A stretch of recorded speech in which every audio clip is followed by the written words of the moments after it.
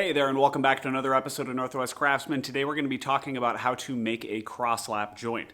Now this joint is very similar to the previous one we made, which is the half-lap joint, and it's in the lap joint family. So we're going to quickly go through and do a description of the cross-lap joint so that you can get an idea of what its strengths are, what its weaknesses are, and kind of how complex, easy, and strong it is to make compared to other joints.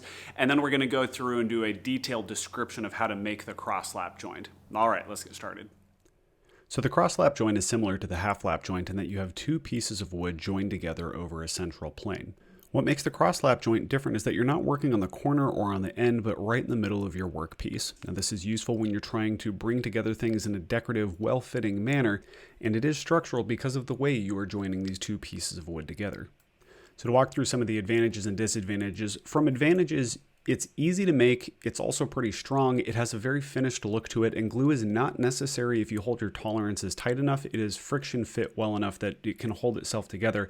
However, that also plays into the primary disadvantage of it is that if you're not going to glue it together, it is only held together by a friction fit. But this disadvantage is really kind of weak to me because this is something that you can apply to all joints. I don't really see any serious disadvantages to this joint because it fills such a niche that not many other joints cover, and it doesn't work in many other situations. So that kind of leads into the categories that you can use this joint for. It's not going to be used on a corner in a box, but it will be used in a structure and not in an edge. Again, this joint is really niche and you're just going to use it in structural cases or in decorative cases when you're trying to blend two pieces of wood together.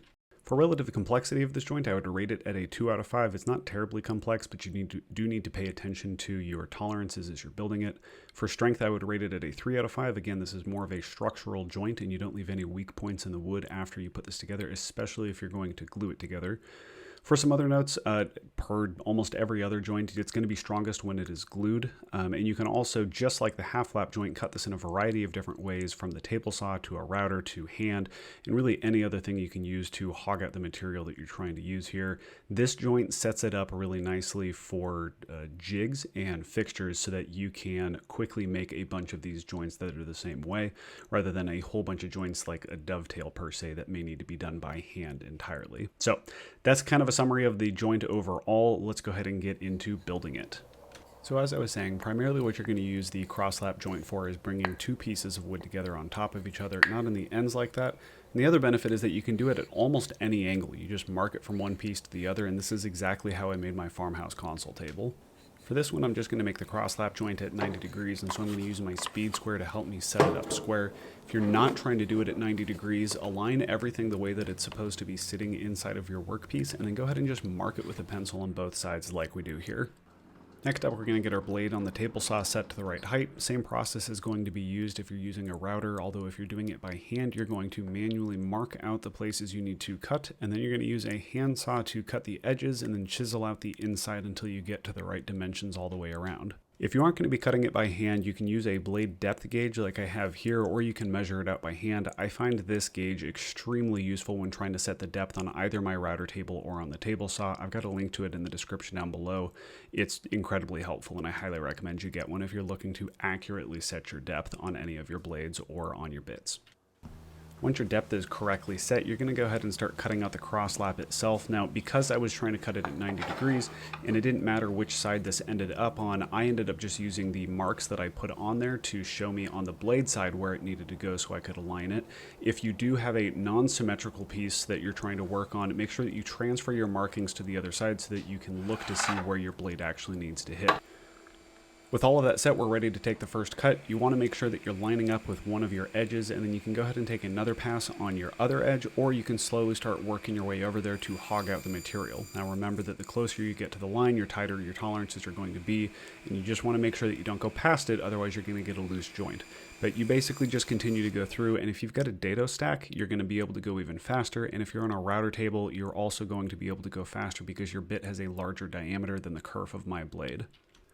Once you have the vast majority or just about all of your material hogged out, you're going to do some fine-tuning passes on the table saw. That means you run it right to the middle where the apex of your blade sits, and you're going to run it laterally back and forth because there's not enough material that it will bind. But you will normally get a much finer finish on this particular step because it's going to smooth out all of the little tiny nooks and crannies that it wasn't able to get when you're just passing it through in the one direction.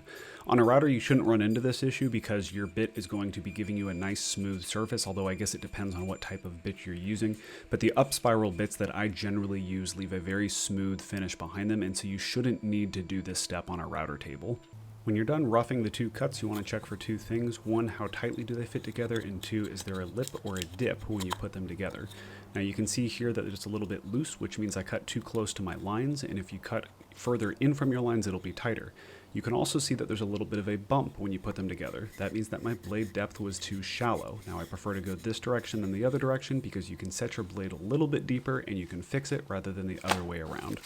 Last but not least, we're going to go ahead and glue this up, and it's pretty simple. You're just going to slather glue all over the inside of the joint, and then you're going to clamp it together.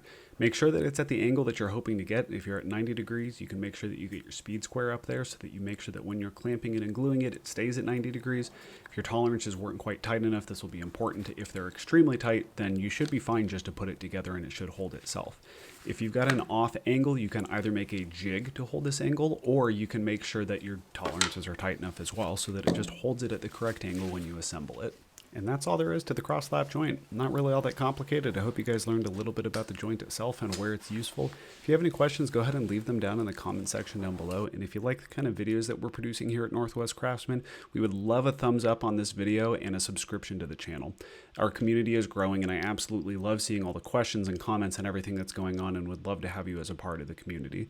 Look forward to plenty more of these and some other exciting videos in the works, including a brand new tool that I bet you none of you have seen before. All right, we'll see you next time. Have a great one. Bye.